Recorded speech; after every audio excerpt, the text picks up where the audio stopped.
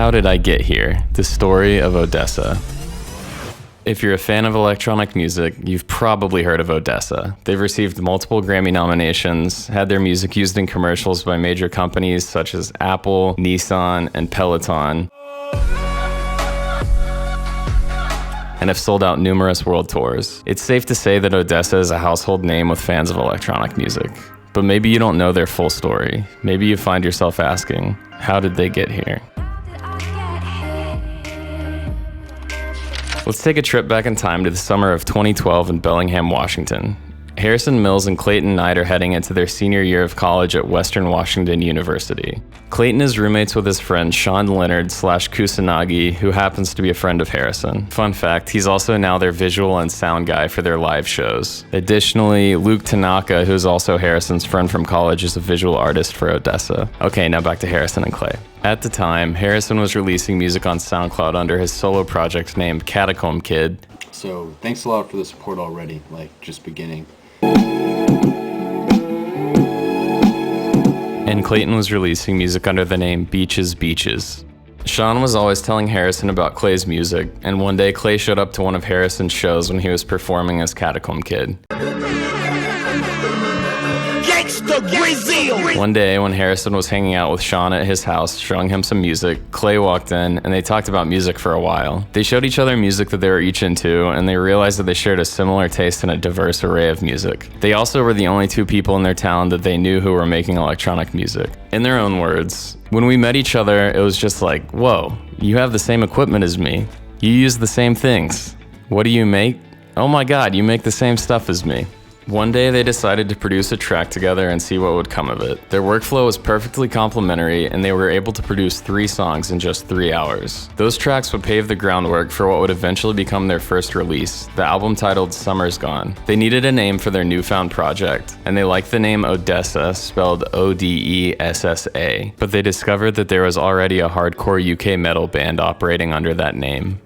They decided to change one of the S's to a Z, and thus, Odessa was born. They released the 12-track album Summer's Gone on September 5th, 2012. In their own words, the name of the album is an ode to hanging out in the summer, finishing school, and trying to enjoy life as much as possible, while feeling nostalgic that it's over. The project was well received and gained traction through Hype Machine, with several tracks hitting #1 on the platform. The project has over 27 million plays on SoundCloud to date. In proper fashion, the most popular song from the project is titled How Did I Get Here, which has racked up 14.3 million plays at the time that I'm recording this.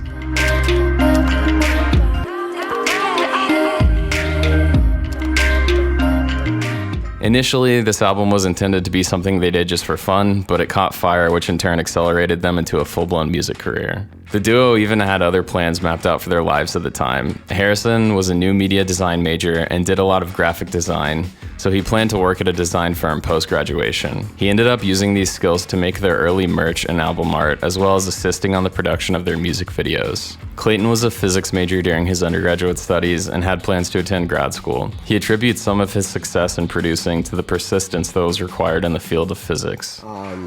But there was no real goal when it first started. We didn't know what we were doing. Yeah, it was always just a hobby. I was gonna go to grad school. I had things lined up for that. He had a design job that I was looking after. It was always just kind of a hobby that, we thought maybe we'd do a couple shows, a couple gigs, and that would be it. But it just never stopped. We stayed on tour for 3 years. After their release of Summer's Gone, they put out their first single called Home. It's a beautifully melodic track washed in reverb that samples the Beach Boys track Sloop John B. I wanna go home, yeah. Well, I feel so broke up. I wanna go home.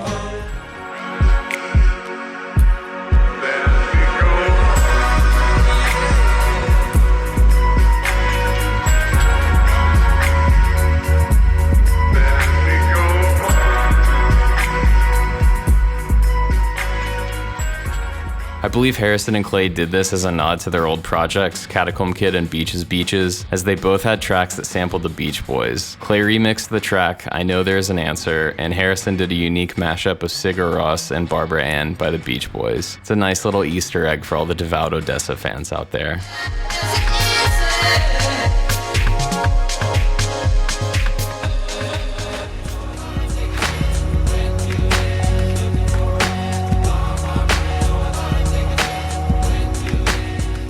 This was followed up by the release of their first official remix for the Seattle-based quartet Beat Connection, whom they would later go on tour with. They remixed the song Sayola, which was a fan favorite and became one of many staples in their live show. The duo got their first opportunity to play out their music live when they were invited to go on a mini tour of the Pacific Northwest with Beat Connection. Their performances were well received, which gave them opportunities to play at festivals such as Sasquatch Music Festival, What the Festival, Lightning in a Bottle, Capitol Hill Block Party, and Summer Meltdown, all in the year after they met. They also went on an East Coast tour as support for Michael Minert. In the fall of 2013, they released their second body of work, an EP titled My Friends Never Die. The name was inspired by all of the support they received from their friends during their early touring life, giving them a place to stay whenever they needed it. To no surprise, the EP was loved by fans, adding fuel to the fire of their rapid success. It has nearly 13 million plays collectively on SoundCloud, with the title track having over 5 million.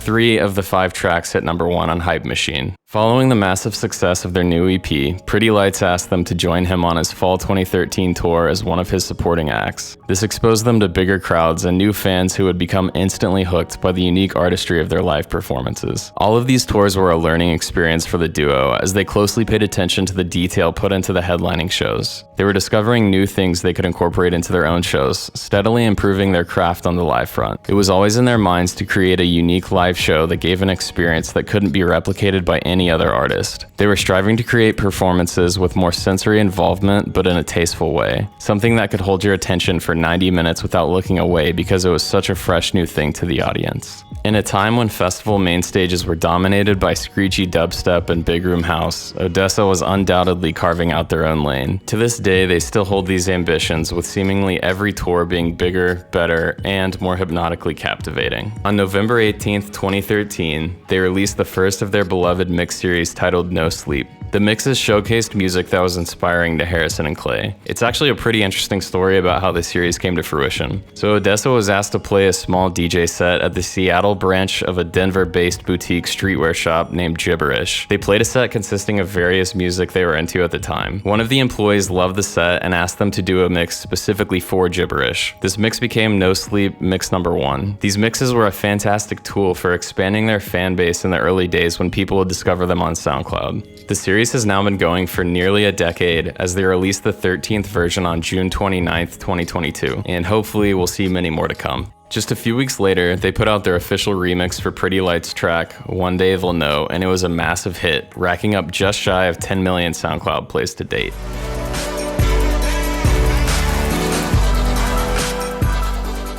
By 2014, Odessa was undeniably world famous within their scene, which allowed them to go on a multi-leg Australian tour, ultimately growing their fan base even more. Additionally, they sold out countless tour dates across the United States and got the opportunity to play the Do-Lab stage at Coachella. But behind the scenes, they had been working on their third comprehensive body of work, the album that is now known as In Return. The album was released on Counter Records on September 9th, 2014, and you guessed it, was a massive success. This album showed a new side of Odessa. It showcased growth and maturity, and their sound was evolving. Rather than relying solely on sampling like they had in the past, they were now working directly with talented vocalists, giving the top lines the signature Odessa treatment in their production process. In their words, we spend a lot of time trying to push ourselves and don't like to get too comfortable. We're always trying to learn new things and craft new sounds. Always listening to new things on SoundCloud, because if you're not evolving and learning something new, you're stagnant and you're not pushing yourself the way you need to be pushed. It's definitely a task. I love to get in my own bubble while making music, so I kind of block out the other stuff I'm hearing and try to take a unique perspective. And working inside that framework gives a personal touch to my music, and that's what has led to our ability to create a distinctive sound.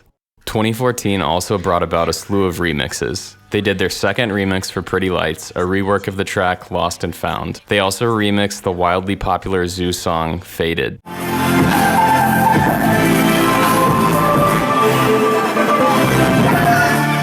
That year, they also remixed Open Wound by K.I. Theory and Break the Rules by Charlie XCX. By early 2015, ODESZA had launched their own record label, Foreign Family Collective. The label's first release, Fiend by Troy Samuela and Monsoon Siren, racked up over 42,000 plays in its first day. In its first year, the label would go on to see releases from artists such as Grey Hat, Casbo, as well as Big Wild's breakout hit After Gold, which topped the Spotify Global Viral chart upon release and got a placement in an Apple Watch commercial.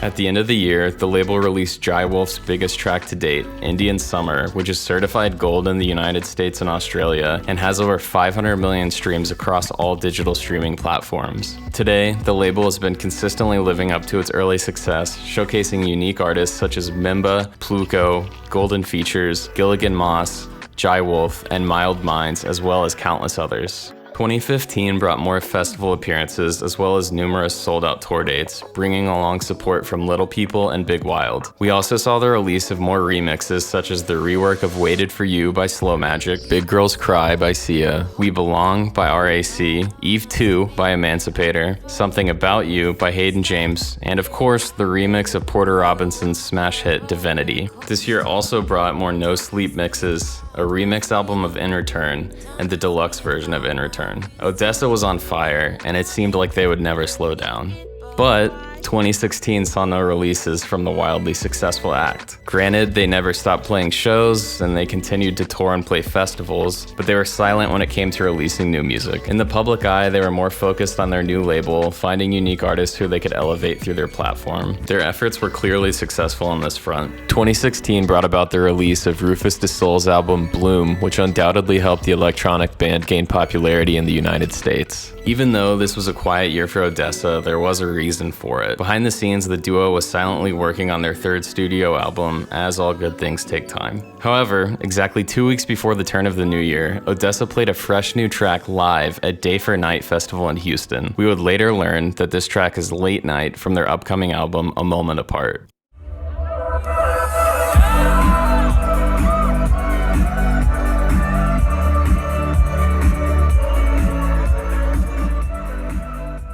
On March 29, 2017, ODESZA announced that their upcoming show at Red Rocks would feature brand new show production and music. A few weeks later, on April 18th, they created an empty playlist on Spotify which was titled in Braille, and it piqued the curiosity of fans. Exactly 1 week later, on the morning of April 25th, they released the single Line of Sight from their upcoming album. And later that evening, they released a second single, Late Night, the song that was teased live a few months prior in Houston. On May 20th, while playing a show in Eugene, Oregon, the duo showcased 3 new songs, Meridian and La Ciudad from their upcoming album, and Loyal, which is the finalized version of a track that had been a fan favorite staple of their live show since 2015, which was previously known as Bronco, and it was named after their tour manager.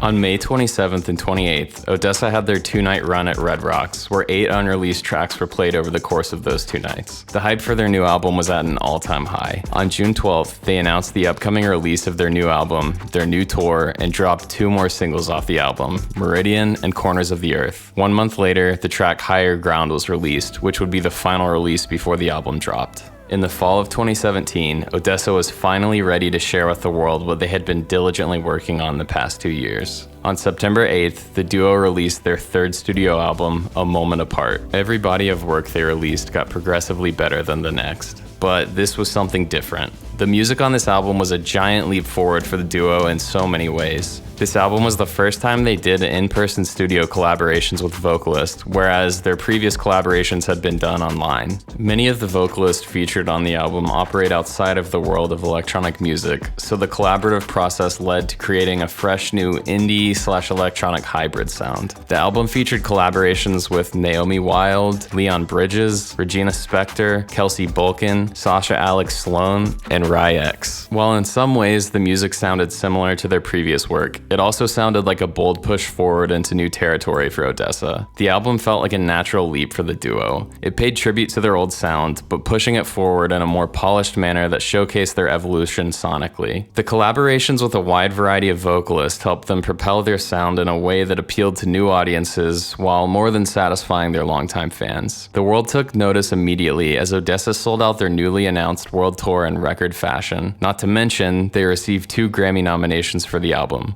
One for Best Dance Recording, and one for the Best Dance/Electronic Album. Once again, their project had caught fire, and their rise to the top continued. Their sold-out world tour began in October of 2017, exposing fans at a sold-out Staples Center to their totally revamped live show. The tour went on through 2018 with dozens of sold-out shows and massive headlining festival appearances. 2018 also brought the remix album of A Moment Apart, which showcased some fresh new Foreign Family Collective artists. On April 15th, ODESZA headlined Coachella main stage and closed out the set with an incredible light show using hundreds of drones.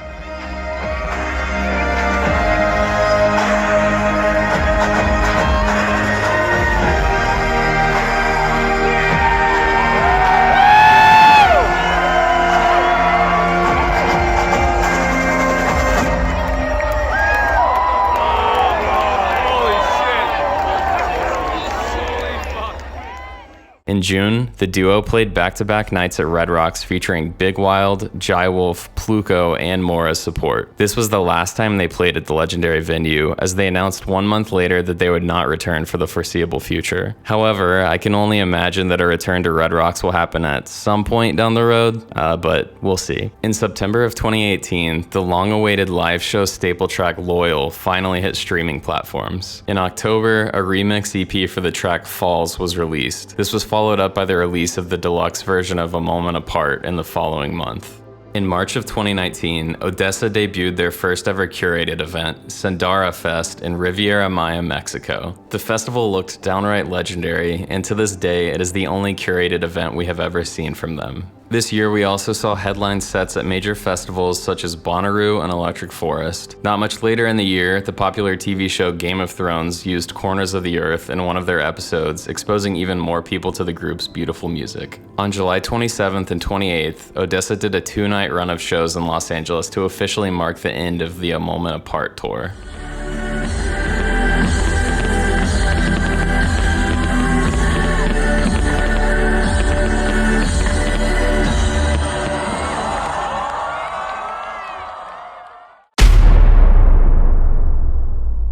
And of course, we all know that live music came to a screeching halt in 2020. However, we did get to hear new music from Harrison and Clay this year, though not as ODESZA. On August 7th, a new project was debuted, Bronson.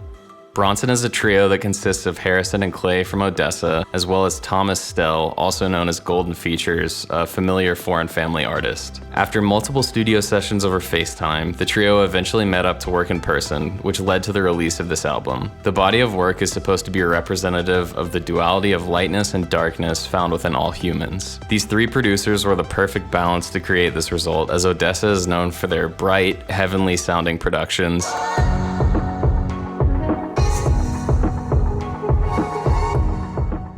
And Golden Features' signature sound is all about that dark, driving bass line. After the release of this album, we didn't hear any new music from ODESZA for quite some time. Now, as we've seen in the past, whenever the duo disappears for a period of time, we can expect groundbreaking new music to follow whenever they're ready. On September 8th of 2021, the duo took to Instagram with a selfie captioned, "Today is 4 years since A Moment Apart, Summer's Gone turns 9 on Sunday, and tomorrow will be 7 years since In Return. New music in 2022. The post has over 70,000 likes and stirred up great anticipation within their already eager fan base. Early in the following year, they launched a microsite where fans could enter their phone number and email to receive an automated text message that said, "Welcome to the last goodbye." Fans went into a frenzy over what the cryptic message could mean, with many speculating that retirement could be on the horizon for the duo who had been dominating for a decade by that point. Fans on the Foreign Family Discord server noticed an update to the microsite. They went on to discover that entering the code TLG for the last goodbye released a reversed audio file. Odessa would later confirm this by tweeting password TLG. When the audio file was reversed, fans would hear recordings of the duo as children, played over the instrumental for what we now know as the title song from the album, The Last Goodbye, featuring Betty LaVette. A few days later, they posted a video using a compilation of old home footage of the duo as children, as well as various moments in their music career, all accompanied by the mysterious recording, as well as a caption that said, "Is there ever really a last goodbye?" The caption definitely provided some relief for fans, as it indicated that this was not about their retirement. 2 days later, they released the first song off of the upcoming album, called The Last Goodbye, featuring a sample from Betty LaVette's 1965 hit, Let Me Down Easy. I know it's all over, but the last goodbye. The song showed us that once again, Odessa was pushing the envelope with their new music while still retaining that familiar Odessa sound. About a month later, they released the second song from the album, Better Now, featuring the popular Portuguese singer Mauro. A few weeks later, they would go on to release song number 3, titled Love Letter, which was a collaboration with The Knocks.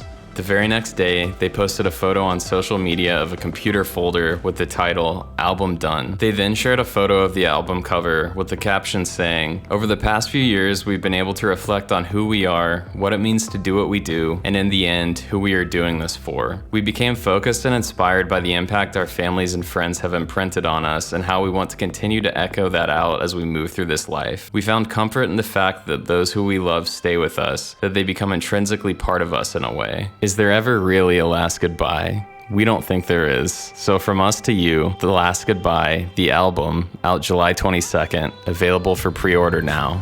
Before the album dropped, Odessa released 2 more songs. The first one being Wide Awake with Charlie Houston, and the second is called Light of Day, which is a collaboration with Olafur Arnalds that samples a young Stephen Ambrose, who's actually the inventor of the in-ear monitor. Odessa actually posted a short documentary about this song on their YouTube channel, and they have other documentaries for some other songs that they've done, and I highly recommend checking these out if you haven't seen them. Finding like a piece of treasure that no one's found, you know?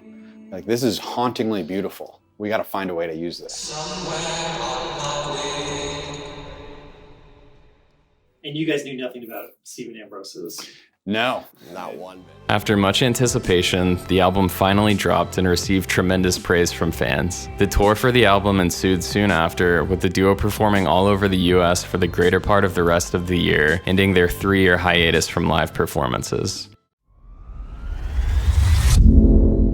In November of 2022, the duo once again received a Grammy nomination for Best Dance and Electronic Album. For some reason, Beyoncé's album was also in this category, and it ultimately beat out The Last Goodbye.